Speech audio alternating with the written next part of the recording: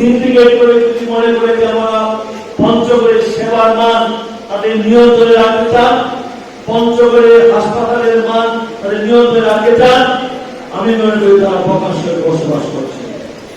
আমাদের message clear. চিকিৎসা সেবায় কোনো বৈষম্য নয়, সবার জন্য সমান সেবা।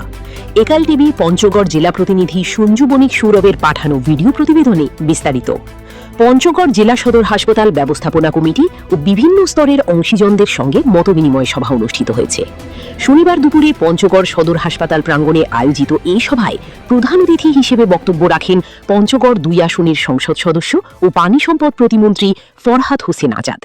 কোনো ব্যক্তি কোনো প্রতিষ্ঠান যদি এইরকম করে সিন্ডিকেট করে যদি মনে করে যে আমরা পঞ্চগড়ের সেবার মান তাদের নিয়ন্ত্রণে রাখতে চান, পঞ্চগড়ের হাসপাতালের মান তাদের নিয়ন্ত্রণে রাখতে চান, আমি মনে করি তারা প্রকাশ্যে বসবাস করছে।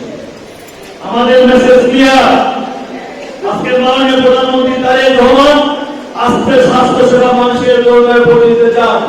আমার বিশ্বাস আমাদের যে ডাক্তারের যে সবচেয়ে বড় সমস্যা, ৬৩ দিন ধরে মাত্র ১৫ জন আছেন, এখানে অবশ্যই সমাধান হবেই, এটা অবশ্যই সমাধান হবেই। কিন্তু আমি এটুকু আশ্বস্ত করতে চাই যে সিন্ডিকেট ইনশাআল্লাহ। সভায় তিনি বলেন, চিকিৎসা সেবার ক্ষেত্রে কোনো ধরনের বৈষম্য সহ্য করা হবে না। উচ্চ নিম্ন সব শ্রেণী পেশার মানুষ যেন হাসপাতালে সমান ও মানসম্মত চিকিৎসা সেবা পান তা নিশ্চিত করতে হবে। পাশাপাশি হাসপাতালকে ঘিরে থাকা সব ধরনের সিন্ডিকেট নির্মূল করা হবে। প্রতিমন্ত্রী আরও বলেন, নতুন করে ৫,০০০ চিকিৎসক নিয়োগের কার্যক্রম চলছে। শহরের পাশাপাশি গ্রামাঞ্চলেও চিকিৎসক সংকট সমাধানের উদ্যোগ নেওয়া হয়েছে। একই সঙ্গে হাসপাতালগুলোর সেবার মান উন্নয়নে কাজ করছে সরকার।